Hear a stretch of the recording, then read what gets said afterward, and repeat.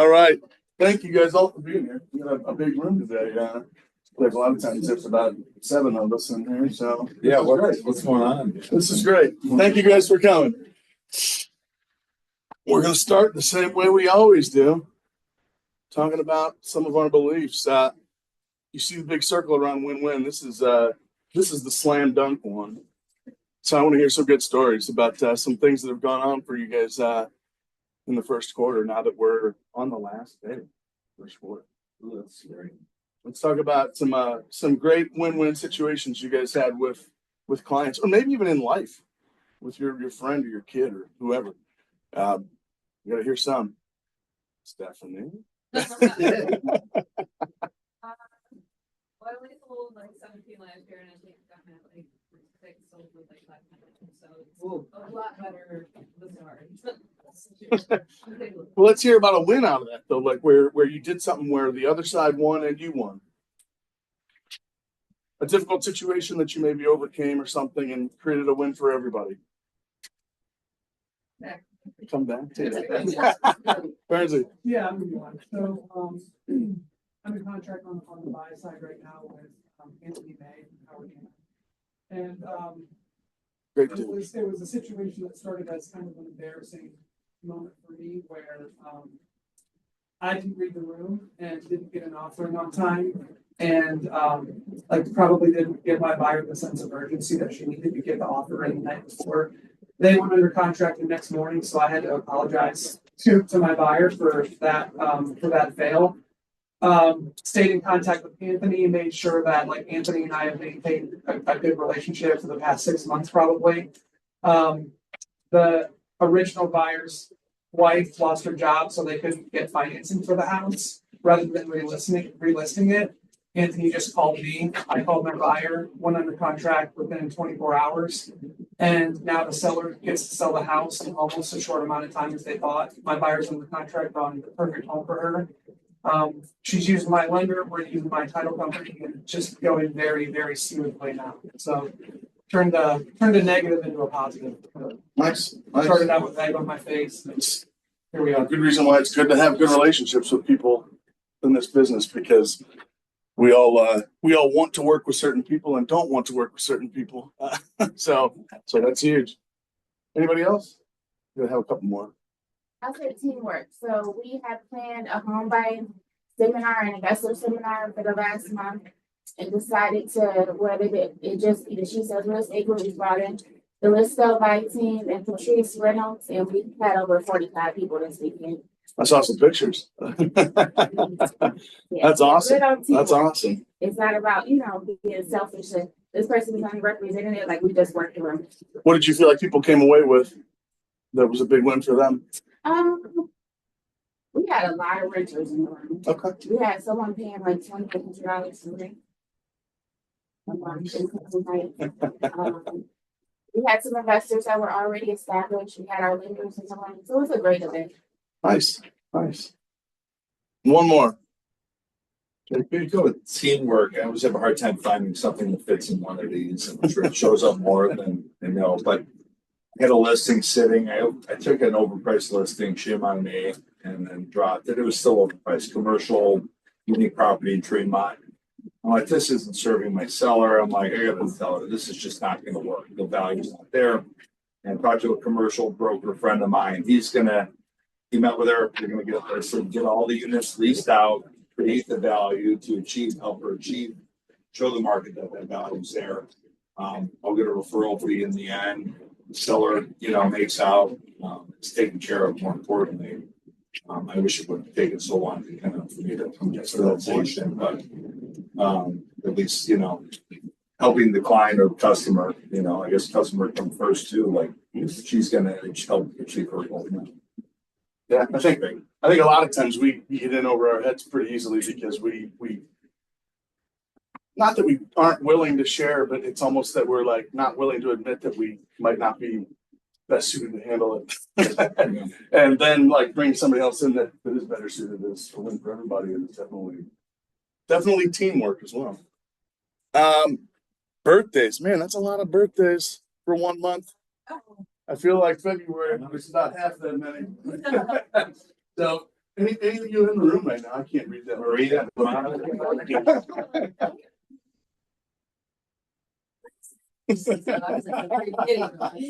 So happy birthday to you guys. No Wesley today, so there'll be no coach's corner.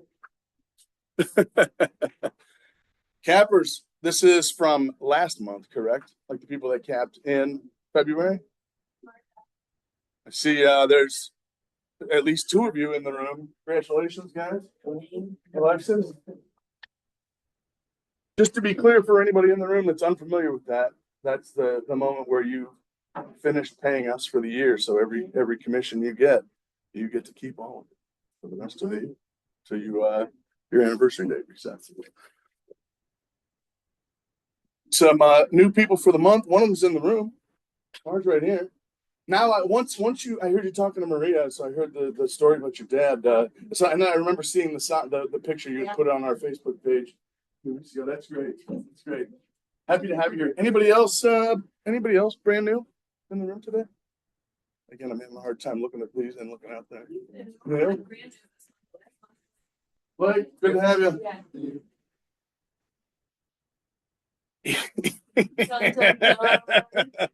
Easter egg hunt results. I don't know how many of you guys have been walking around this office collecting Easter eggs, but at least Berkeley has been very serious about it. I think Jeremy has been as well. I was for a day, and then I'm like, I can't do it. Kelly, here's all the tickets that were found in the Easter eggs. Today's the day we find out who wins the Easter egg hunt. For a $25 gift card to your choice, someplace in Lakewood. If you pick yours, you have to put it back in and pick a different one. Wait, I don't have one. Okay, good. You want one. Ready? Presents for property manager. Oh. JP, What's the ROI? 80%.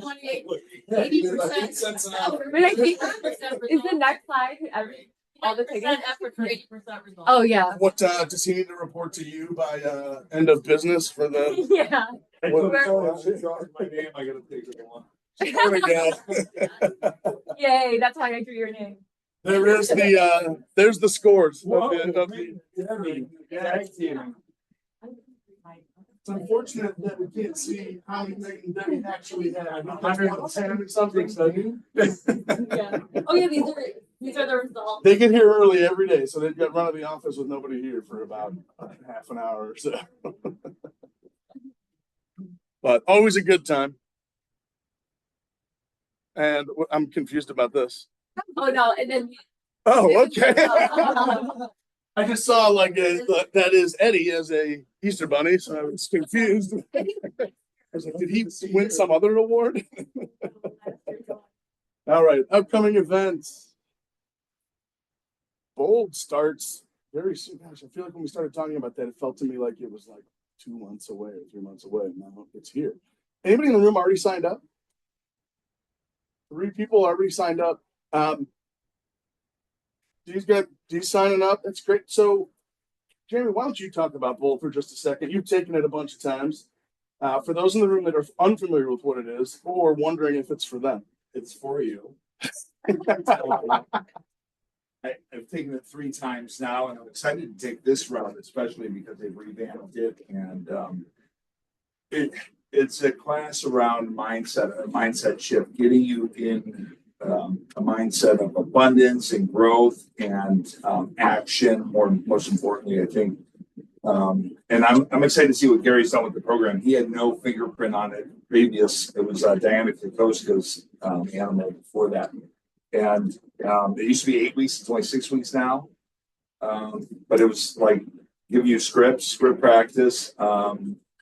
It's been so long. I haven't taken it since 2020, but it's going to be 6 weeks of intentional focus on growing your business, getting leads, letting people know that you're in business, and just focusing on getting more business over the 6 weeks, and kind of catapult you into a great year. And every time I've taken it, I was brand new when I took it 17 years ago, and that was a little scary. You're in a big room, and there's the Bolt coach standing over you, like, dial. Don't stare at your phone, dial now, and call the people on this list. And now I understand you're allowed to send DMs and text messages, maybe, so it's a little less intense. Yeah, it's definitely more diverse as far as like communication tactics and social media stuff versus just like you need to call 100 people this week and we're going to do 20 of them in the room today. Yeah. But it is like the two things that you started with. It is a class about like changing your mindset to winning instead of fear or whatever else is overcoming you that's stopping you from doing the things that you ought to be doing. And secondly is action. Because if it was just a class about mindset, you'd all walk out like feeling really good about yourself and still not doing any business. So the action part's important too. Absolutely. So People come back, I mean, when they make those 20 calls, people come back and lots of people, hey, I got an appointment. Yeah. You know, so- yeah, I mean, people set appointments in the room right there, and it's like, hey, I got a listing appointment from my uncle's buddy because he was one of the 10 people. I just decided to go out in the hall and call. One of the cool things that you'll find, I think, whether you're, well, one exercise they do, and I'm sure they'll do it there, you go out and for an hour, you set as many appointments as you can. And every team, they take the average price point in Cleveland, Ohio, and then they say, how many leads did you get or appointments? 8, 3, 4, they add them up and say, we just generated $18 million in income, revenue, potential income, you know, based on this conversion rate. Here's how much business is going to close from the activities you guys just did in the last hour. That's pretty powerful. You see that like black and white in front of you. And when all it was people calling people in their phone. Things you're supposed There to was do. no like secret sauce that it's like, oh, this is like complicated, but lead generation plan that we tell ourselves we need to create. But so I had to do the 100 in a day. that's tough. I did the 100 in a day, remember? And I had one of your. Yeah. Oh, yeah. We love Andrew. So these are dates. It is almost all day. I think it's 9:30 to 2:30 or something. Is that about right, Kate? 9 to 3. 9 to 3. Okay. Oh, it is? I can't look this way and talk to you guys. So. And it is at the Woodmere office. So similar to last year where we're like operating our own bowl versus it being like in the big room where a lot of times it's at like, you know, the community room at a rec center or something and there's 120 or 150 people. We do it at our own office with 50 people. Great time. So well worth the money. Don't look at it as an expense, look at it as an investment. March training calendar. It should probably say April training calendar, but but make it a point to look at this towards the beginning of the month always and find the things that are going to be important to you. I think a lot of times people realize that the class that they would like to be going to, the first time they realize it is the morning email that comes from Tori or Carrie or Kate or whoever that says, today at 10, we're doing this, and you're like, oh, I already have something scheduled. I can't go. So look at that calendar early and often.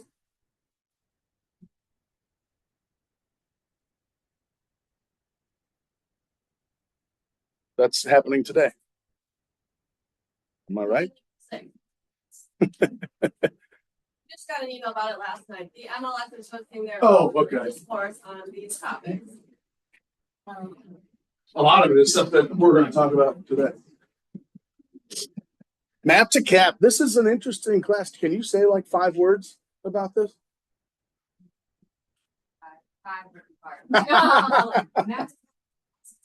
It's a new initiative the ALC and I are doing together. So you'll hear from top producing agents once a month, either on a weeknight or a weekday. This is really meant for our dual career agents or our agents who might be part-time, looking for alternative time to stay with the 9 to 5 trading calendar. This evening, Jade Vittel and I will be covering the one thing and how to create a really powerful value proposition for your business. So even if you're not a dual career agent, I think everybody could benefit from this class, especially if we see the uptick in the spring market. So we will see you on Zoom from 6 to 7 this evening. And then from 7 to 7:30, we'll be prospecting together. So if you need an accountability buddy to make some texts or phone calls, Jade and I will be there for you. Nice. Watch out for these because these are not stacked on top of each other or anything. So it's not like if you miss the first one, you shouldn't go to the second one. These will all be individual events and topics. Q2 kickoff. If you have not registered for this yet, you should get that QR code on your phone right now and do it. This will be a fantastic event. I know the three agents from our office that are going to be talking are really good at the thing that they do, and they're going to be talking about just that thing individually as opposed to a panel or something. And then, do you want to tell us a little bit about Jake? I don't know much about him, but I think you do.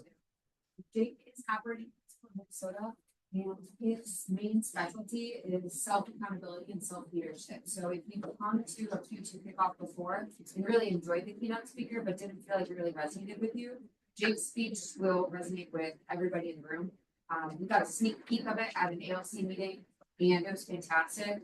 The quote he mentioned on the call, and that was rung true for me almost every single day since then, is you can't make decisions that help you feel good. You have to make decisions that future you would benefit from, whether that's going to the gym, trying to block your calendar, going to bed early, playing with your kids before bed. It has more to do with life than just real estate. I highly, highly, highly recommend this event. I always say if there's three things that you put in your calendar for all year long, this is event number one. Raise your hand really quickly. Q1 was a little bit slow for you in terms of listings taken, houses sold. Couple hands up in the room. So this event will help you get back on track. There's two things that you do. Scan the QR code. Second, bring a friend. This is broker agnostic. So this is not just for Keller Williams Greater Metropolitan folks. This is a completely free event. If you have someone in the industry that might benefit from an extra push to get their Q2 started in a really powerful way, this is something to bring. Thank you. Oh, partner updates. It's time. Yeah. Who's first? Ohio Real Title? Jennifer? What do you got for us today?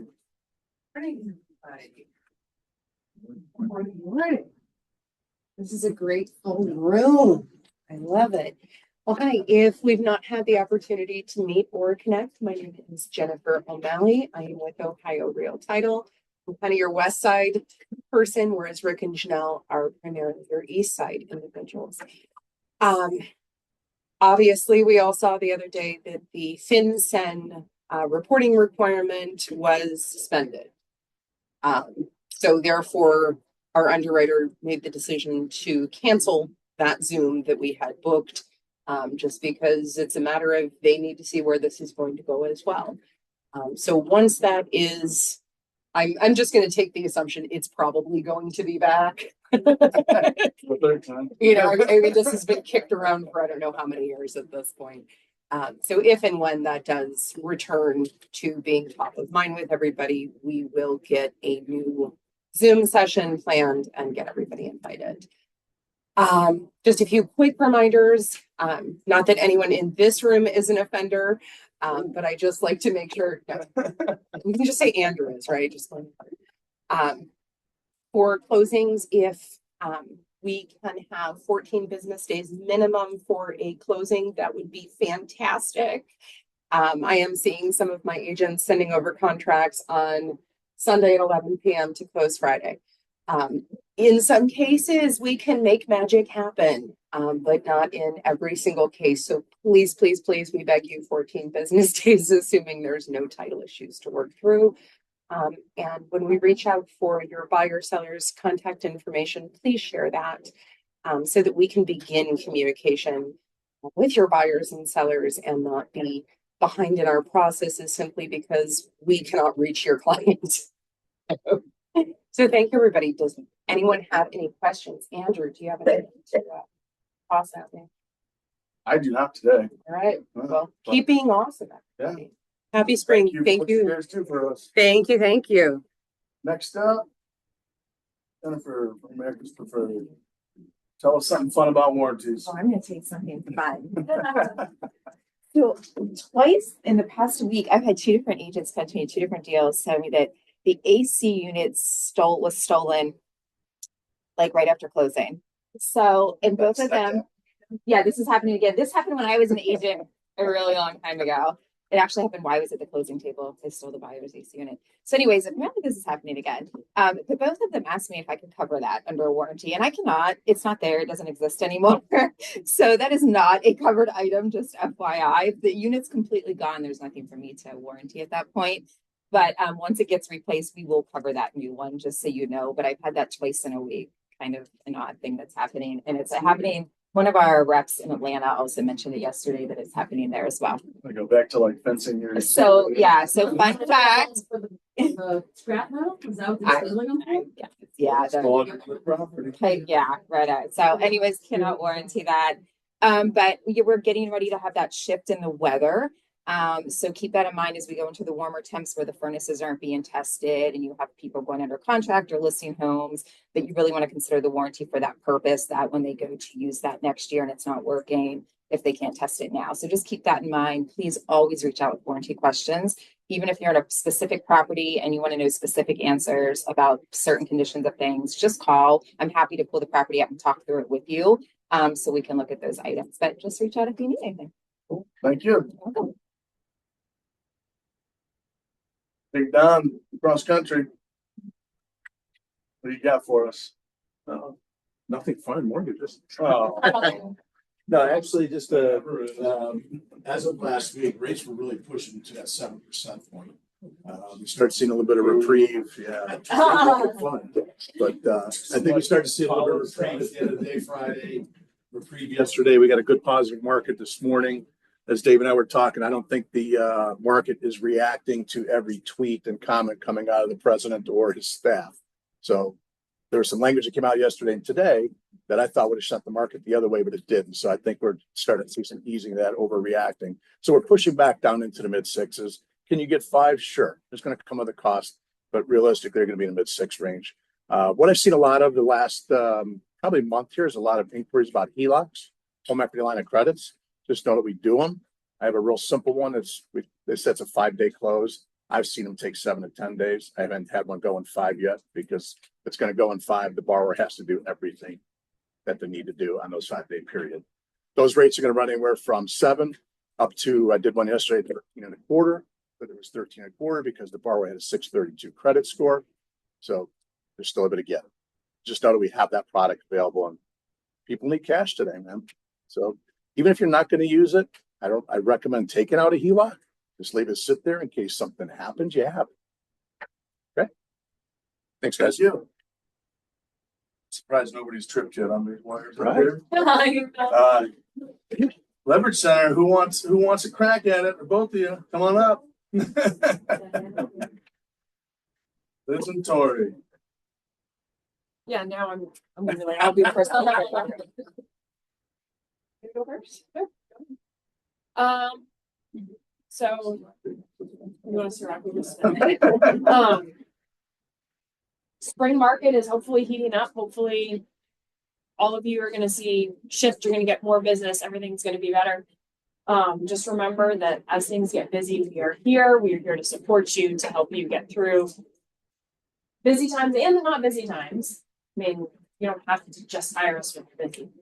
But the goal is to make your lives easier, make it easier for you to get all of your deals done and still have that time to spend with your family. So just remember, we're here to support you and care of all of the details you don't want to deal with.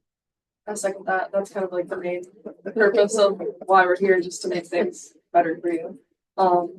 I want to touch a little bit on some like print materials. I feel like we're always talking about social media. There's kind of some small things that fall through the cracks all the time. Some things that I do that a lot of people aren't even aware of. So like listing and buyer presentations, of course.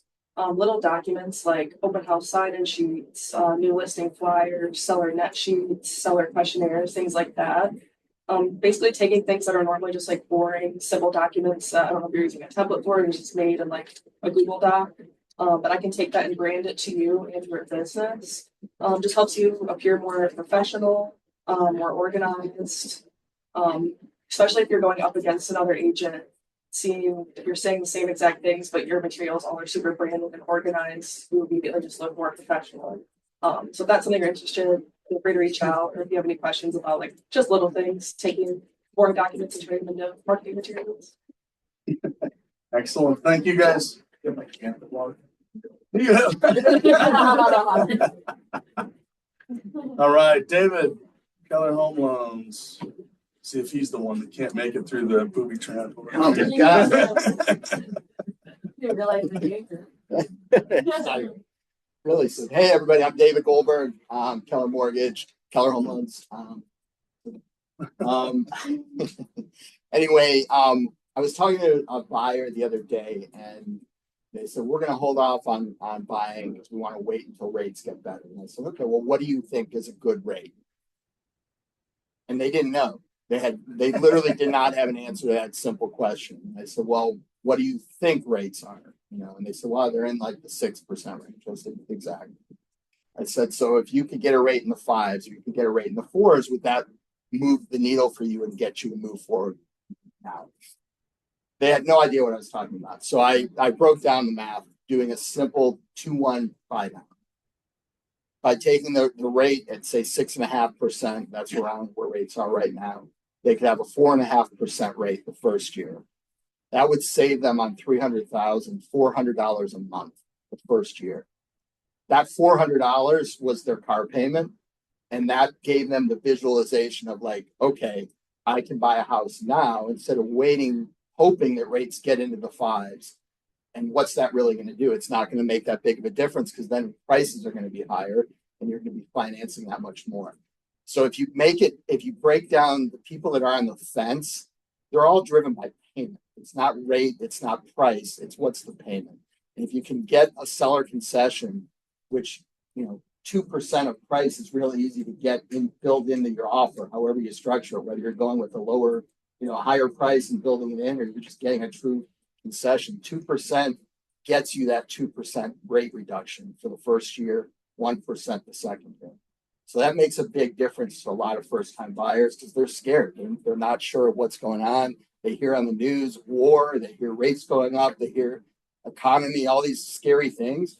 You break it down to payment, and that's what I'm good at doing. That can help move those people that are on the fence. So just throwing it out there to kind of, make sure you're including that in your offers because the money's easy to get right now in concessions when you only need, 2-3%.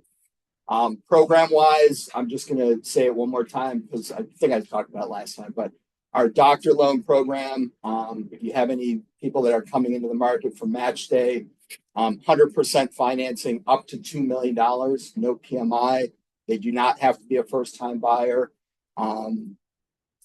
We omit student loans that are deferred. So super easy to qualify. We can even use future income if they haven't started their job 5 months out. So if someone has a contract to start, the clinic in the summer, we can close today without that job being started. So it's a great program. So if you're working with any people moving in the city, or even if they're existing doctors and they're 60 years old, they can still use that program. But it's a great program and great rates. Cool. All right. Thank you, David. No, don't trip. You made it. Woo! All right. We're gonna get underway. I need to see what time it is, so I know where I'm at. 10 o'clock. Oh, perfect. Okay. So you guys were promised a bunch of things that we were going to talk about today. Some of it's going to take a little bit of time, and some of it's going to take no time at all.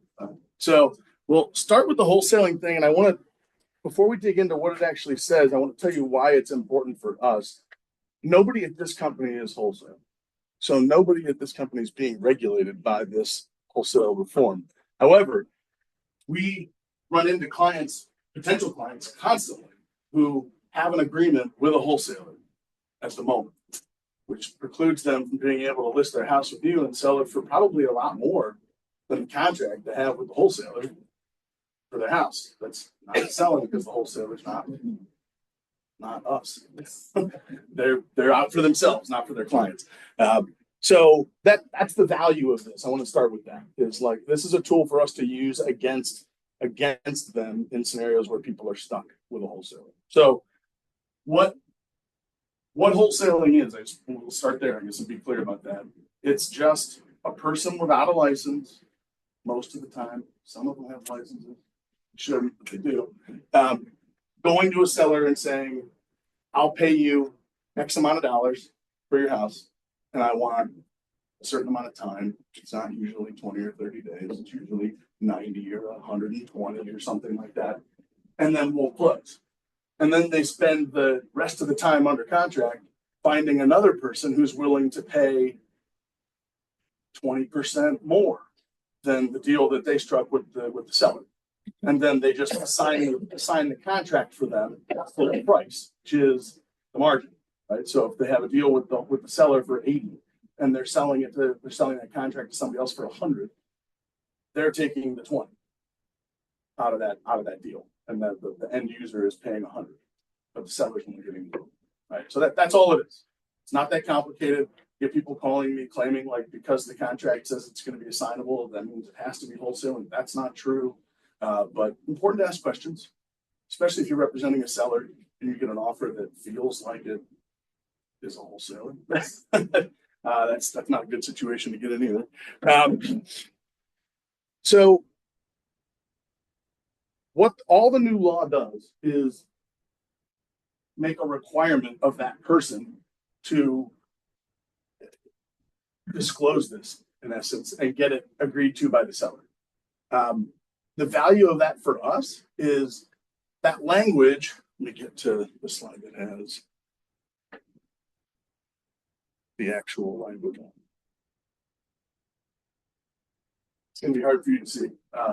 It's inside of the law, which is on this page or page before? That's the actual law number in the Ohio Revised Code. But then this block of the law is the language that has to be. It's not. They don't get to make up the document, decide what it says. It has to say that exactly. If it says anything other than that, it's not. They haven't done their job, which gives the seller the right to cancel the agreement, and they have no way to enforce it. If it's identified in the contract or in the contract with the seller. All I can tell you is these words right here are the form. Like they put the words in the law so that there's not any. So you guys can test it. It's not like, well, does this count? Does this level of disclosure count? Did they disclose properly or not? Right? Instead, they just put the language in the law. So if you run into this, you can look at this and make and ask them what they've signed and make the determination of whether or not they are in an agreement with a wholesaler, right? Because if it's been disclosed, that contract is an agreement that is enforceable. If it hasn't been disclosed, that agreement with that wholesaler can be voided at the seller's discretion. Which that's where we step in. That's what gives us the authority then to be able to say to that seller, hey, look, if we don't have this signed and agreed to between you and the person you currently have a contract with, then you don't have to move forward with them. And I'm telling you, we could put your house on the market tomorrow for 109, so you don't need to worry about the 80 that they were willing to pay. So there's no agreement that where their grandfather did that they signed it 30 days ago and this takes effect. This already took effect, so like any squishy period like that wouldn't apply at this point, because I want to say this took effect at either the very beginning of the year or very end of the year. I can't remember now. It was beginning of February. Yeah, so beginning of February. So at this point, like we're kind of getting past that. I would say we're not going to run into deals where it's like, no, they were signed right before this law went into existence. So shouldn't be an issue moving forward. If any of you guys run into that, have a seller that you wanted to work with and they wanted to work with you and you couldn't because they had a contract, just you, Alexis? I didn't have it fully, but one of my mom's family friend called me and she has 3 parcels that she's looking to sell, 3 properties. And she had this contract and he said they would close in 2 weeks. So I have the actual contract in front of me. But when she said, I told her to send me the contract and it was indeed a wholesale contract. So I was like, we're going to sign it. We're going to list on Friday. I can tell you, I get probably at least a call a month from one of our agents who is talking with a seller and then discovering that they're wrapped up in some wholesale agreement that they're pure bullshit every time. So it's always bad. So to be able to, this gives them the access to get out of it, or at least fully understand what they're getting into, assuming they're reading what they're signing. It does still require them to read it in order to understand what they've just gotten themselves into. But this does give a little bit of firepower. I think a lot of people were in our industry were unhappy with this because it didn't go far enough. I think we have to remember that like the public is allowed to do what they want with their house. They don't have to work with us. They can work with a wholesaler if they want. That's their prerogative. And wholesale, we have an end date. For sure. They do have end dates. They're just long. And then they're like, I mean, think of every buyer or seller you've ever had as a client. Like the moment you sign a contract is like their peak level of excitement. And everything is great. And now the seller that's 60 days in with some wholesaler, and the wholesaler keeps asking if they can come over, and they always have strangers with them. Who are these people? What's going on? And then the seller gets freaked out, and then they have talked to somebody else that tells them like, "You sold your house for what?" But now they're stuck in this contract. So this is good. This is better than what we had before. On the flip side, there's like a wholesaler that make an offer on wasted property owners, is there any obligation exposure there, or is it just like up to us? No, I mean this would need to be agreed to. All having worked with a licensee doesn't negate the fact that the wholesaler still has to do the wholesaler's part of the law. Not like you can offer it like signs and that's kind of not necessarily a big giveaway, but it's For sure. Just ask for a bunch of earnest money. And I won't call you back. That's all you have to do. Oh yeah, that's fine. We'll do this deal. You're telling me how qualified you are, and this is all great. Let's, instead of the earnest money being $50, let's make it $5,000 and see if they blink, and they will. Not refunded. Yeah. Go ahead, Megan.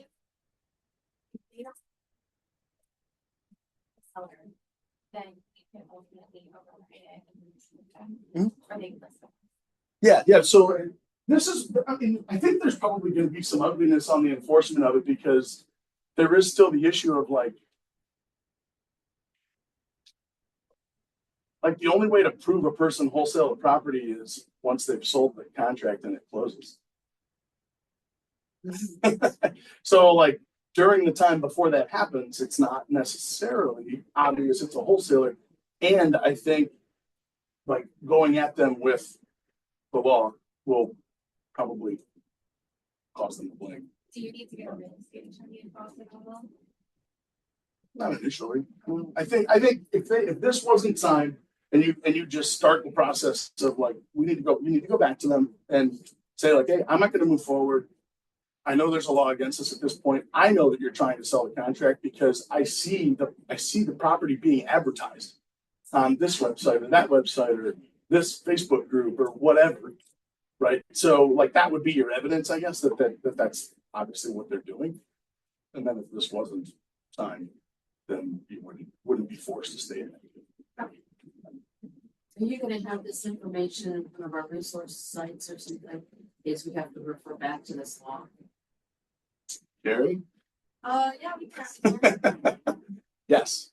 Especially since you said that particular paragraph needs to be Yeah. in the. Yeah, I mean, it is. It's just this language right here. This, whatever that is, 8 or 9 lines. So this law is saying that wholesalers need to present this disclosure to in a deal if they are doing a deal with it. So. Yeah. All good here? Was there any requirement for like title companies to verify this language has been in the contract before they close? No, because the purpose of this is for the seller to use.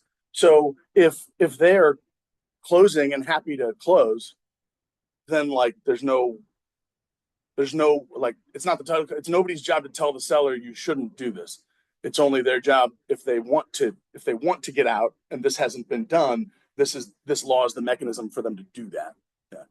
No, I mean people sell their properties to wholesalers who sell them to a third party every day. And again, what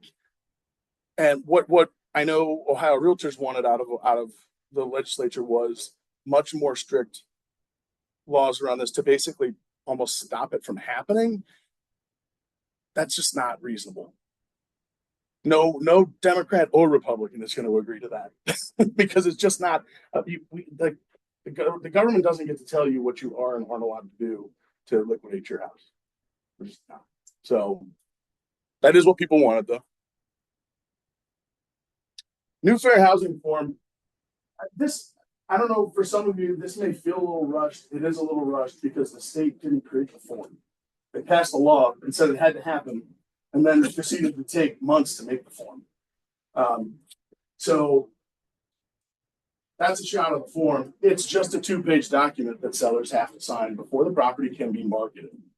So I want to be clear about this. I deal with Kate on auditing files all the time, and we're getting stuff signed that the moment we're getting it signed, it is a totally irrelevant document. Like signing property disclosures the day after closing because you never got them signed, might as well just not sign.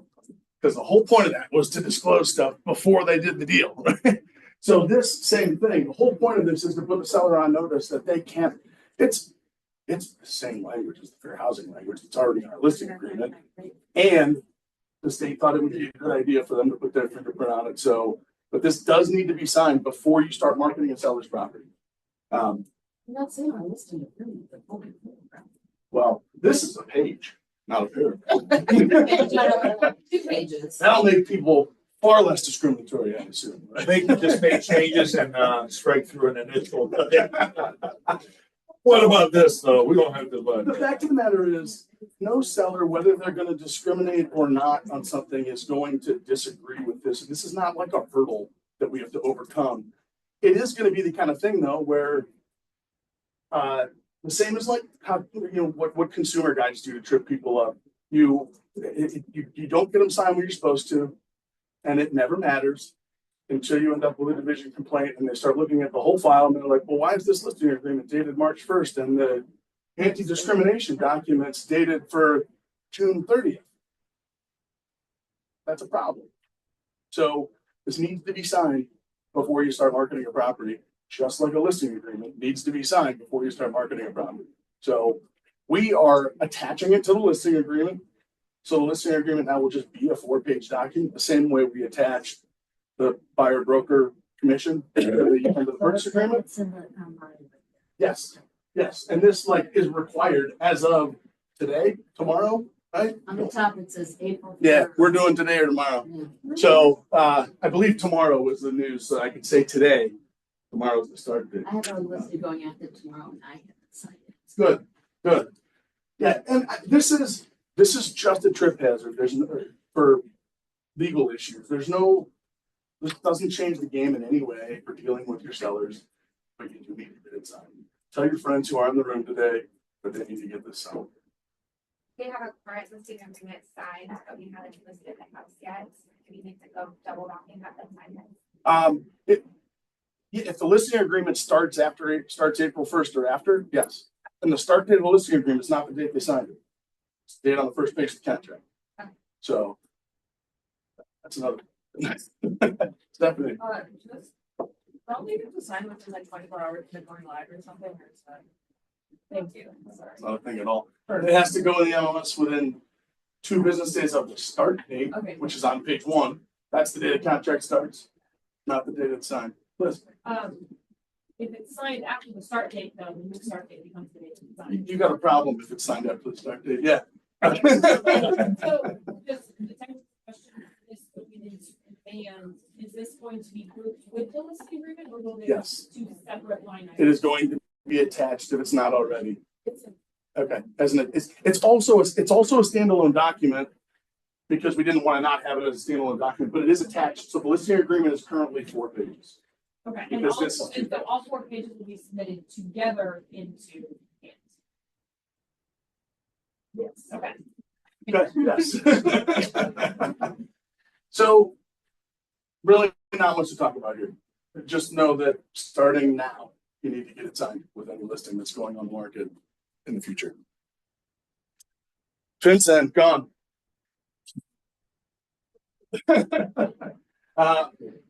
Arcadia Advisors. I don't know how many of you in the room are aware of them or not yet. We sent out that form last week or the week before as a required document on the buyer side. Here's what's happening. Arcadia is operated by 2 people with licenses in this office. Eric Akbar and James Cable. what they do is they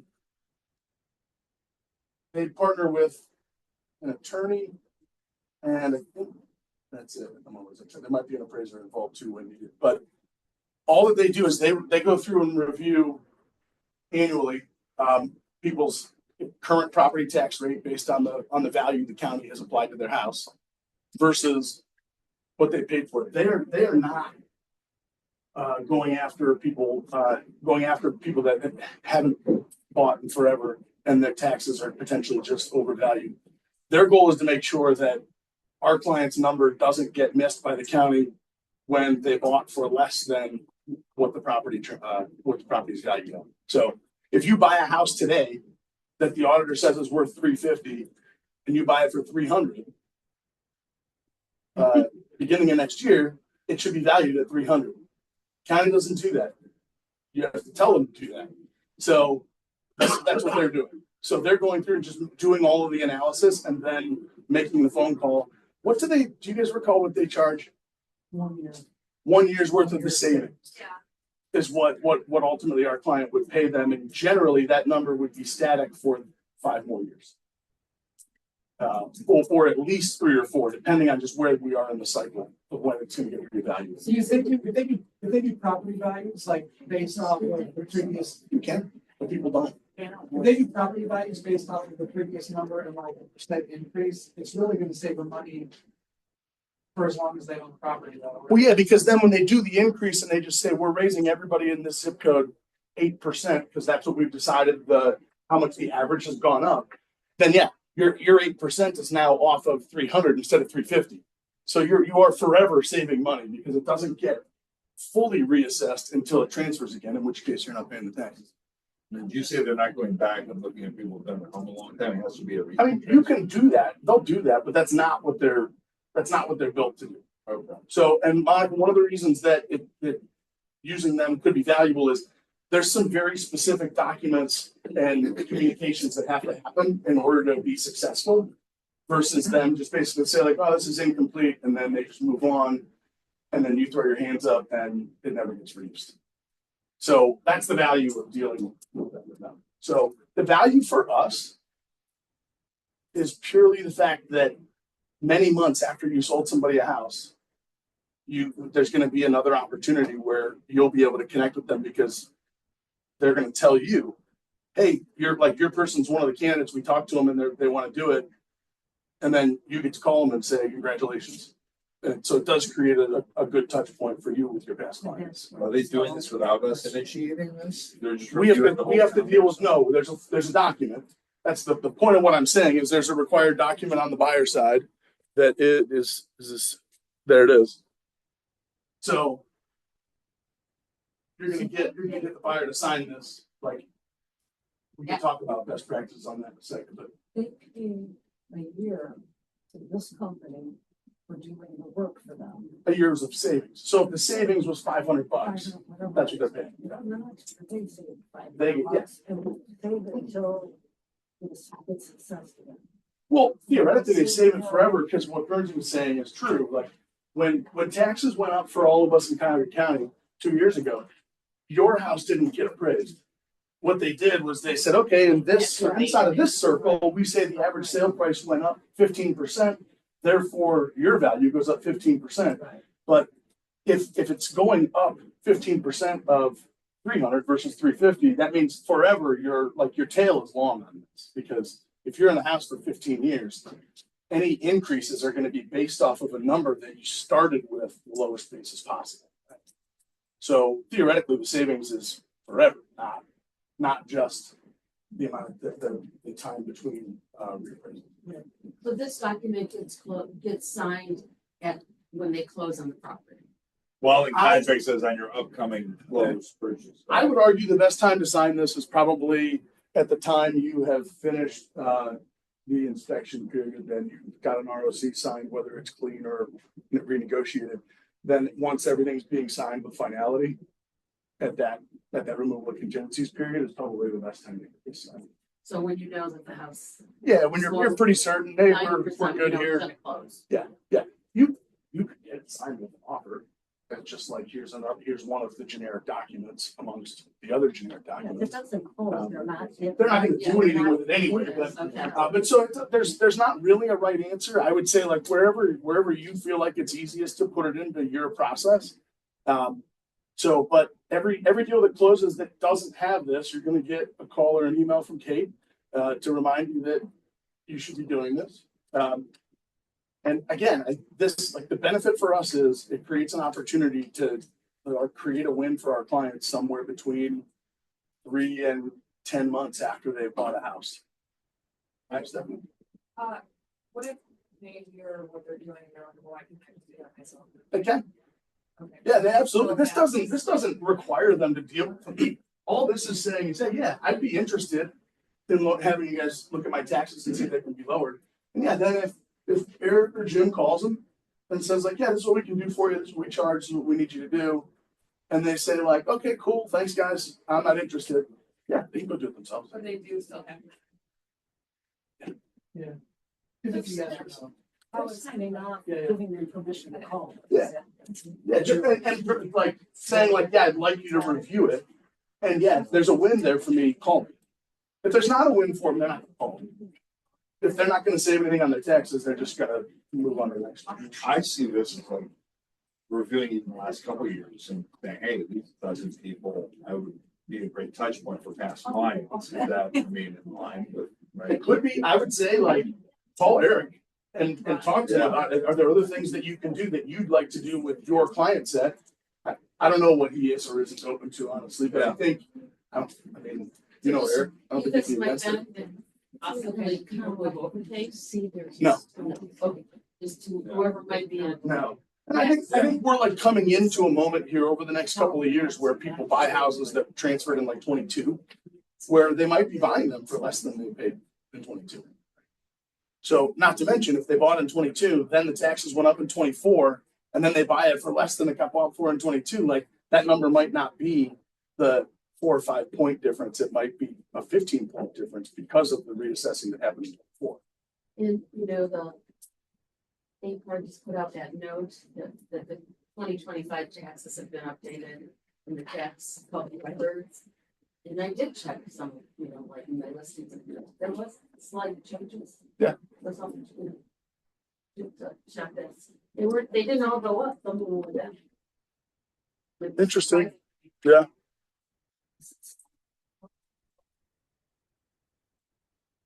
On the buy side, the Arcadia form. Yeah, I changed slides right when you asked me, but I wasn't sure which one we were talking about. Yeah, on the buy side, the Arcadia form is a required. That's why I say if it's not in there, you're going to get a call or an email from Kate. Clearly, it's not the end of the world because this is like an extra service, but we see value for you. Therefore, we will like drag you all the way to the water in order to drink it. This inducement addendum, this came out in amongst also talking about required documents, and somehow some people have gotten confused about this being a required document. This is not a required document all the time. This is just meant for if you are lowering your commission to make an agreement happen. That's the only time. Only when you're making the agreement happen. If after the inspection, you and the listing agent decide to each reduce your commission $500 to make everybody happy, you're just going to do that on the ROC or a blank addendum, not the inducement document. Because inducements are only to cause a person to enter into a sale, as opposed to stay in the sale. So the reason this is like a more common thing now is because we all have agreements with our buyers as to how much we're going to get paid. On the listing side, we don't to put the sale together. Initial sale, not. Like initial negotiating, because what's happening more, it could happen on the list side, but more so on the buy side is people are like, oh, well, my buyer doesn't actually want to pay me commission, and we wrote the offer at 2.5% instead of the 3% that was agreed to on the buyer's representation agreement. So there, like the inducement is the half a point that you've lowered it in order to make that sale happen. So you'll notice, you probably can't read this from back there, so I'll read it to you. This top section is if you're doing it as a buyer's agent. Down here is if you're doing it as a listing agent. And it says buyer broker commission to be reduced to. So all you're putting in that box is the commission that's being agreed to on the compensation thing at the end of the contract. On the listing side, it says listing broker to reduce their commission by an amount of money. So there, in that box, you're just putting the amount you're reducing your commission, not the commission you're being paid. Does that make sense? Jason, you don't like it? Going fatigue right now. I understand. I understand. But the man at the state says we have to disclose when we're inducing somebody to move forward. So Before that, will you be able to just adjust the buyer rep form? Is this the case, or is this a kind of that's not going back and? you could always adjust the buyer's agreement down. I would tell you that you should never do that. But you can't. Because what happens if that deal doesn't happen and then you spend another 3 months with them looking for houses, writing offers and getting something accepted? It's an inducement for this sale.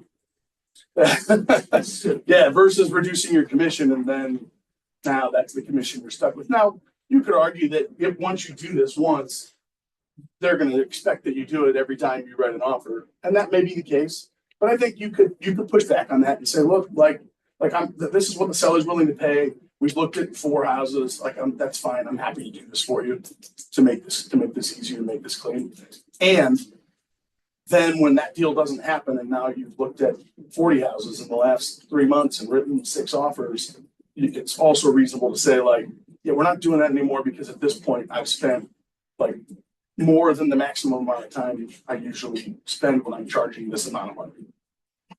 And I think people will, if discussed appropriately, they will respond well. And if they don't, they're just not great people.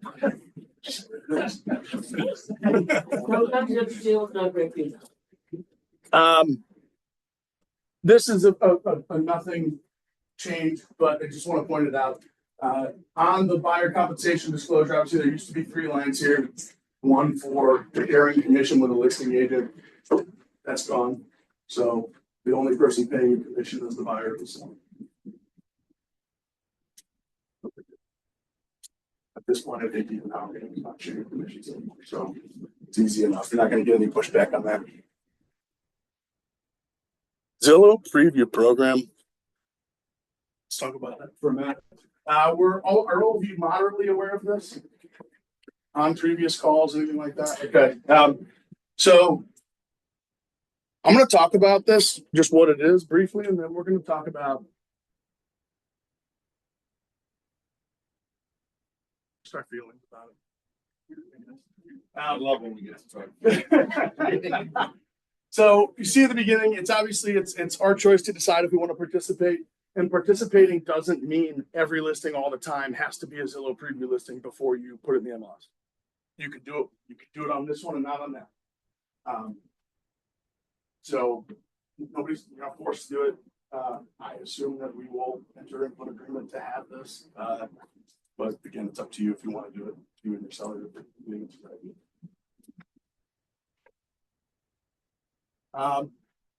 As you know, when your listings show up on Zillow, it's pretty hard to find your information. It's pretty hard to find anybody's information, truthfully. There's just a button to push if you want to talk to somebody. So while it's a preview listing, your information will be prominently displayed and be the available information if they want to contact the listing agent. There will be a button on there for them to call, like a flex agent, or have a flex agent call them as well.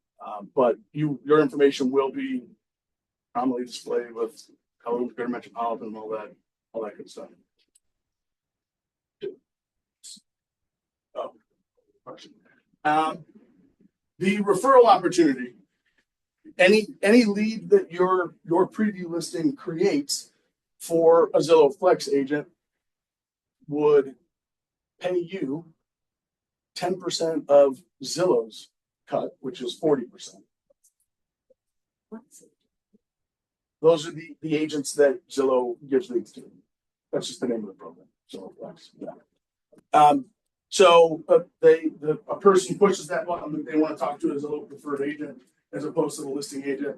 Now for 90 days from that moment, if that person is a new lead for that flex agent, then that referral fee would be paid from Zillow. Obviously, there's going to be no way for us to track this. Everybody keeps asking, like, how is this going to get tracked? There's no way to know.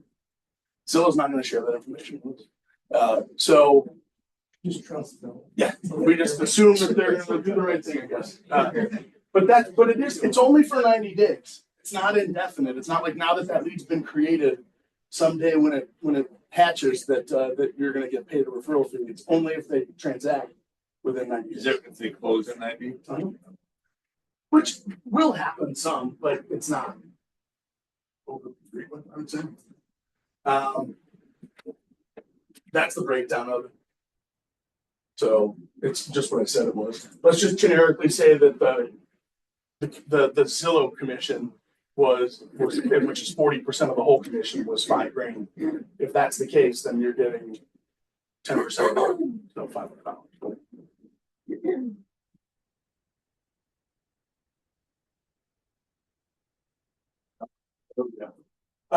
This is kind of the same thing as what I said up here. It'll be branded as a KW listing when it's in that Zillow preview period. Days on market and price do not have to be tracked on a preview listing. I don't know why they would be tracked, truthfully. Just know that that's a choice where you can have those turned off. That's like the hot button issue for Compass. So Zillow's taking that up and saying, yeah, you won't have to track those. So you could have it on there and see, like, are we getting any traction, and then lower the price, and nobody would ever know that it was a preview listing for 500 and now you're listing it for 450. That's the only value of that. So I want to just talk about this for a minute before we finish. If you have to leave, feel free. But this is like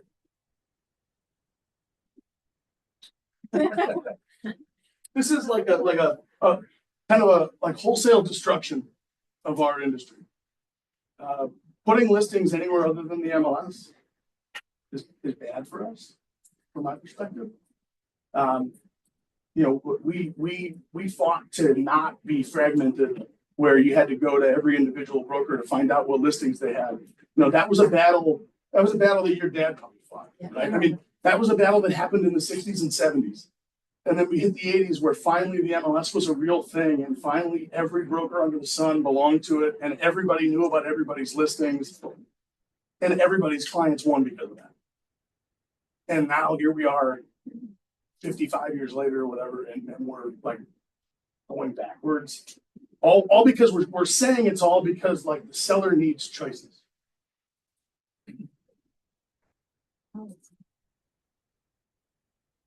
So be careful with this thing. I don't know. Maybe it's good. Maybe it's terrible. Maybe it's somewhere in between. But I would push back generally with anything where we're putting listings in places that gives less access to them. What is the Realtor Association's fighting back on this? Because they did away with the coming soon. Well, that's locally removed. That's just an MLS. That's like MLS by MLS. Coming soon exists in lots of MLS. Okay. Just doesn't exist here right now. Okay. It will. So I'm a little confused. So are you saying that Zillow itself and the others that are like that are competing against us because of the MLS? Or is it just because as an agent, we're not prominently?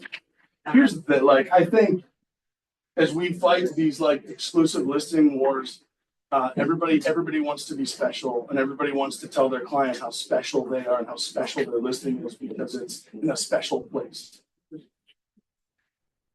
I think the special place is the MLS, but where every broker under the sun gets access to it personally.